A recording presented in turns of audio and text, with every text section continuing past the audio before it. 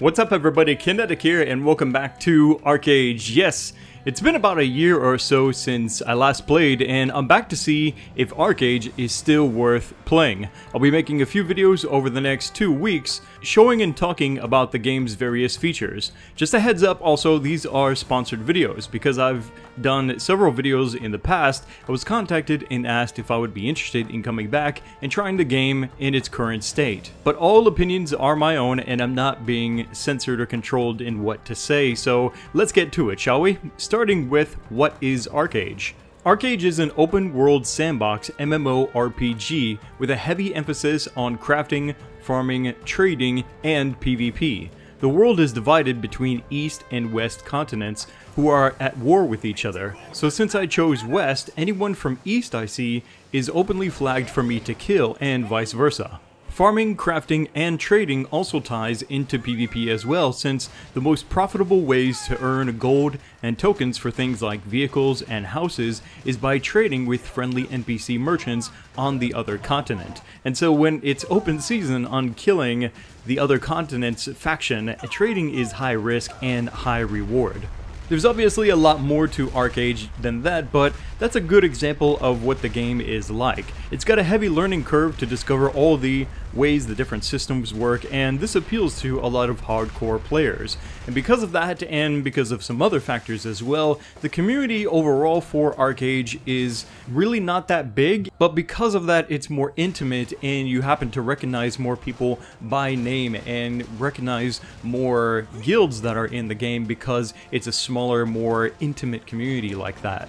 So now that we have a general idea about how Archeage works, for those of you who knew that already, you're probably waiting for me to talk about the state of the game and if things have improved. Now, I started a new character just a few days ago, so I can only tell you what I've seen so far that's changed. Progress in many general and PvE aspects has accelerated or simply become more convenient. Remember when everyone was fighting over trees so that way they can turn them into lumber for various needs? Well, now there are trees everywhere. Not just mature trees, but actually fruited trees. A wild fruited tree, back when Archeage was just first coming out, was like a unicorn. It didn't exist because usually those trees were cut down way before it could grow that long to actually have fruit on it.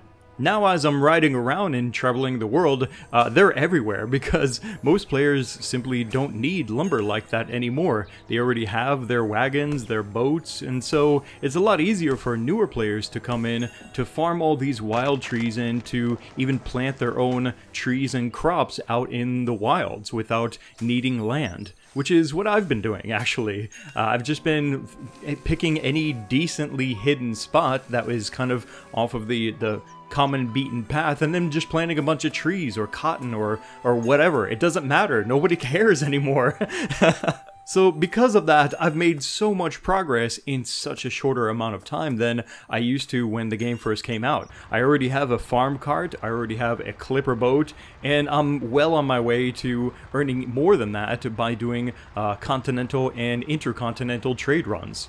But labor is still an issue though, and it's probably one of my biggest complaints for Archeage. Without the patron status to get a decent amount of on and offline labor points, getting items like these isn't impossible, it's just a huge pain in the ass. For those of you that don't know what I'm talking about, Archeage is a free-to-play game with an optional subscription status that gives you bonuses to things like XP and also faster labor points.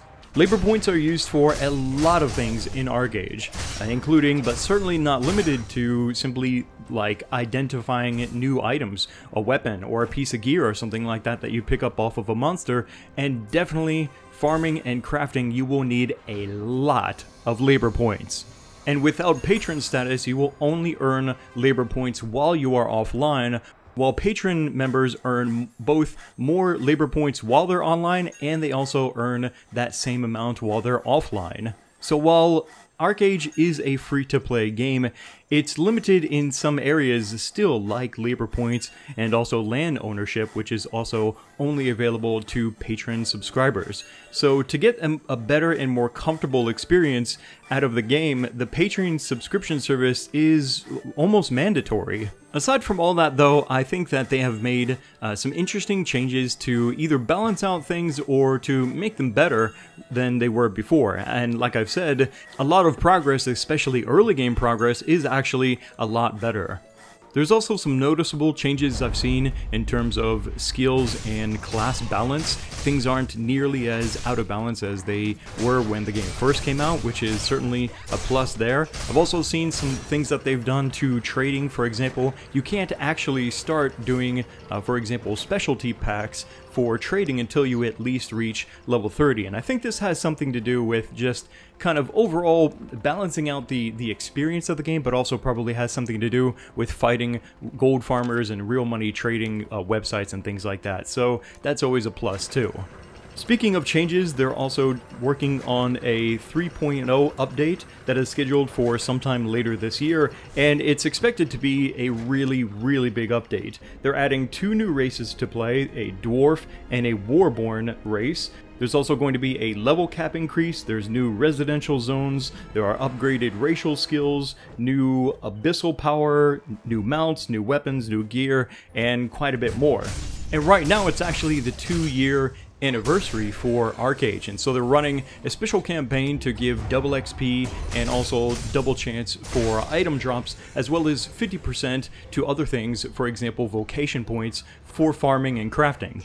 There's really a lot more that I can say and a lot more things that I want to show and talk to you guys about, but I don't want to make an hour-long video, so again, this is why I'm breaking these videos up into multiple parts, like I said, over the next week or two, so to show you guys kind of what I'm going through, what my experiences are like, and also to satisfy your curiosity if Archeage is still worth playing. And that's kind of a difficult thing, right? Because there's a lot of different things that people look to Archeage for, and what its strengths and weaknesses are, whether it's good for them to play. But as I was saying recently to a buddy of mine, I said, really, I kind of miss playing Archeage because there are things that this game offers that I can't really get anywhere else. There's still nothing quite like it, and so it's still fun to play, but it does still have some of the thorns in its side that, I don't know, maybe one of these days Trion will, you know, kind of reevaluate, for example, things like the labor points and stuff like that. Overall, as a free-to-play game, or actually what I describe it as free-to-try game, it's definitely worth trying, I think. It may seem like there's not that much different on the surface, but once you start looking into it and getting further in the game, then you see like how different this game really is to the competitors in the MMORPG market. But hey, that's all I've got to say for this video. I want to know what you think now down in the comment section below. Click the like button to support these videos here on my channel. And I will be putting out a couple more videos over the next week or two, so make sure you're subscribed so you don't miss the next video. Thanks again for watching. My name is Kinetic, and I'll see you next time.